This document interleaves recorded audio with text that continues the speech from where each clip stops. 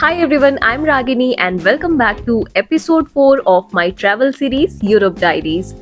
Episode 3 में आपने देखा कि हमने एक बहुत ही अमेजिंग शादी अटेंड की, इंडियन पॉलिश वेडिंग। अगर आपने उस वीडियो को नहीं देखा है तो ऊपर आई बटन पे क्लिक करके आप देख सकते हो। वेडिंग के नेक्स्ट डे हम गए ऑशविट्स, जहाँ पे नाजी जर्मनी ने अपना कंसंट्रेशन कैंप बनाया हुआ था। इवनिंग हमने क्राको में स्पेंड की, जहाँ पे हम रात में डिनर के लिए निकले और हमें कुछ ऐसा माहौल मिला। स्ट्रीट्स ऐसे क्राउडेड थी लोगों से, लोग म्यूजिकल नाइट्स एंजॉय कर रहे थे और कुछ ऐसी वाइब थी वहाँ की। नेक्स्ट डे हम निकल पड़े टू वियना वाया फ्लिक्स बस। So this was the hotel in which we were going to stay for 3 days in Vienna. हमें लग रहा था कि होटल कैसा मिलेगा, बट लकीली हमें होटल अच्छा मिल गया। And let me give you a quick tour of the room और फिर हम निकलते हैं वियना की सड़कों पे। क्राको से वियना पहुंचने में हमें ऑलमोस्ट शाम हो गई थी और हमारे पास आज ज़्यादा कुछ करने को था नहीं, तो हमने सोचा कि जल्दी से फ्रेशन अप होके और हम निकलते हैं कैफ़े सेंट्रल के लिए। कैफ़े सेंट्रल जाने के लिए हमने कोई भी मेट्रो या ट्रैम कुछ नहीं किया। हमारा ये था कि हम पैदल ही जाएंगे और रास्ते में जो कुछ भी दिखेगा हम एक तरीके से सिटी को भी एक्सप्लोर करते हुए जाएंगे। एंड हमने बिल्कुल वैसा ही किया। वॉक करते हुए हम पहुंचे कैफ़े सेंट्रल।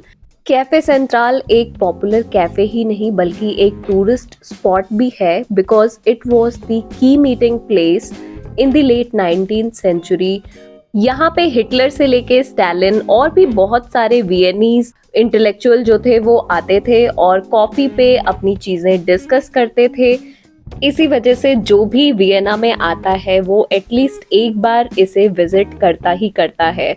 और यहाँ पर अगर आपने रिजर्वेशन नहीं ली है तो आपको एक लंबी क्यू में खड़े होना पड़ेगा और लगभग half an hour 45 minutes wait करना पड़ेगा। हमने भी वेट किया, उसके बाद वी गॉट अ टेबल और हमने कई तरह की कॉफ़ी और वियनीज क्यूजीन ऑर्डर किया and we liked it. At the end of world war 2 ये कैफ़े क्लोज हो गया था। 1975 में इसका कुछ पार्ट रेनोवेट हुआ और ये न्यूली ओपन हुआ। फिर 1986 में ये फुली रेनोवेट हुआ। ये जो आप प्लेस देख रहे हो अभी, ये वो एक्चुअल प्लेस है जहाँ पे पुराना कैफ़े सेंट्रल था। यहाँ से निकलते निकलते ऑलमोस्ट रात हो चुकी थी और शॉप्स लगभग क्लोज हो चुकी थी। हमने डिसाइड किया कि हम पैदल जैसे आए थे वैसे ही जाएंगे और जो भी थोड़ा बहुत हम देख सकते हैं वो हम देखेंगे रास्ते में, और हमने बिल्कुल वैसे ही किया। रात में हम होटल पहुंचे और हमने रेस्ट किया। So see you on the second day. Day 2 के लिए हमने सिटी टूर बुक कर रखा था। ये एक गाइडेड वॉकिंग टूर था। There were about 20,000 people living. Back then it was also pretty old, even back then.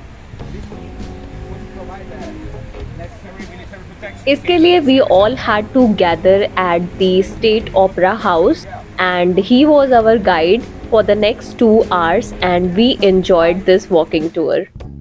इस गाइडेड वॉकिंग टूर पे हमने बहुत सारी फेमस बिल्डिंग्स देखी, जैसे कि ये है अल्बर्टीना आर्ट म्यूजियम, जो लार्जेस्ट म्यूजियम है for modern arts in central Europe. इसके बाद हम पहुंचे बर्ग गार्डन, जहाँ पे फ्रांस जोसेफ की स्टैचू बनी हुई थी। ये फॉर्मर एम्परर ऑफ ऑस्ट्रिया थे।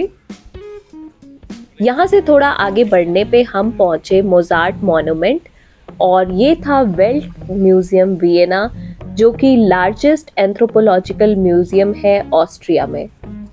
Next we went to see Hofburg, which is a former principal imperial palace of the Habsburg dynasty.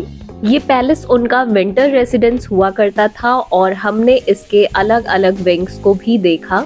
वहां से निकलने के बाद we went to our next stop, which was Saint Stephen's cathedral. It is considered to be one of the most religious building in Vienna. वहाँ से निकल के थोड़ी दूर हम चले और we reached the anchor clock in Vienna. मेरा बहुत मन था ये क्लॉक शो देखने का, म्यूनिक में भी और प्राग में भी, बट टाइमिंग्स की वजह से हम देख नहीं पा रहे थे और यहाँ पे luckily we got that opportunity.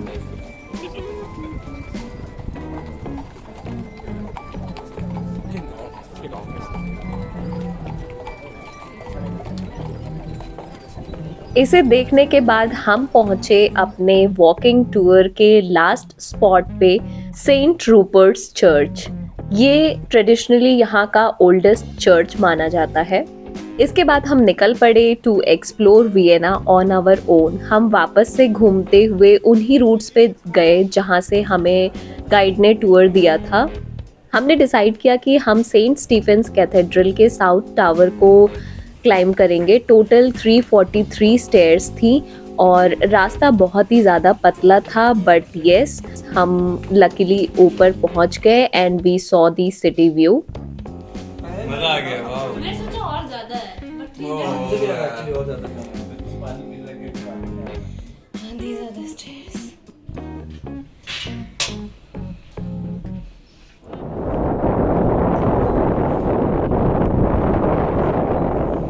Tower से पूरा सिटी व्यू देखने के बाद हम मार्केट में फिर से निकल पड़े और थोड़ी ही दूर चलने पे we saw the Saint Peter's church, जो कि एक baroque Roman Catholic parish church है। This was very very beautiful.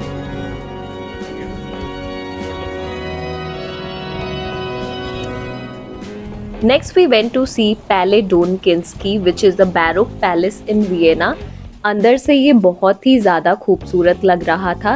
इस पैलेस को ऑक्शन इवेंट्स के लिए यूज़ करते हैं, यहाँ पे रिसेप्शंस भी होते हैं and it has shops and restaurants as well.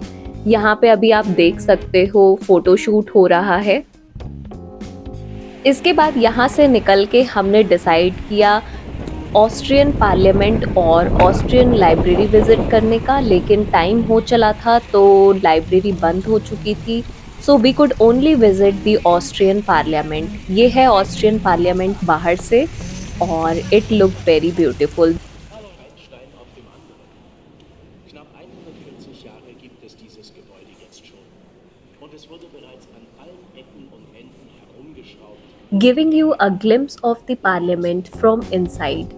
There were documentaries playing, such art galleries were on display and many more things. हमने भी इस पार्लियामेंट के पास बाकी लोगों की तरह बैठकर थोड़ा टाइम स्पेंड किया। उसके बाद शाम हो चली थी तो थोड़ा आगे बढ़ने के बाद we saw this world orchestra festival 2024 going on. तो हमने भी यहाँ बाकी लोगों की तरह बैठकर म्यूजिक एंजॉय किया, साथ ही साथ खाया पिया and we called it a day.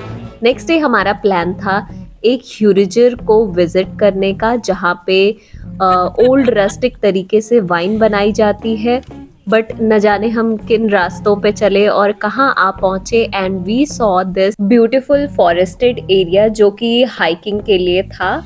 यहाँ हम डिसाइड कर रहे थे कि हमें हाइकिंग पे जाना चाहिए या नहीं जाना चाहिए, क्योंकि आगे भी हमारे कुछ प्लान्स थे। परसों ही पेरिस निकलना है और पेरिस में हम लोग को रात में पहुंच के अगले दिन फिर पूरा दिन भर घूमना है। वो म्यूजियम बहुत बड़ा म्यूजियम है, लिटरली पूरा घूमना है हमें।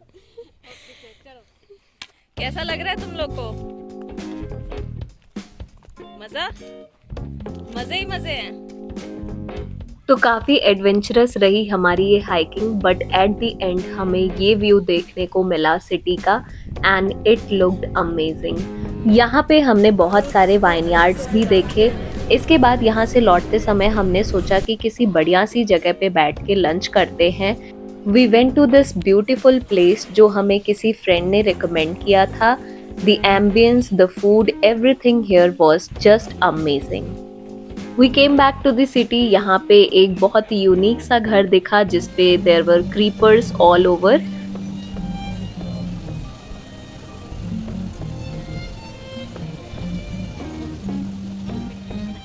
ऑन आवर वे हमने देखा the remains of the city wall, जो फोर्टिफिकेशन पुराने टाइम में बनाई गई थी टू प्रोटेक्ट द सिटी। घूमते घूमते शाम हो गई थी और हम पहुंचे on the banks of river Danube. यहाँ पे लोग इकट्ठा हो रखे थे और अपनी नाइट लाइफ को एंजॉय कर रहे थे। हमने भी यहीं बैठकर अपना डिनर किया, खाया पिया, म्यूजिक एंजॉय किया। So this was all about our 3 days in Vienna. See you in my next video and the final episode of the Europe series. Thank you for watching.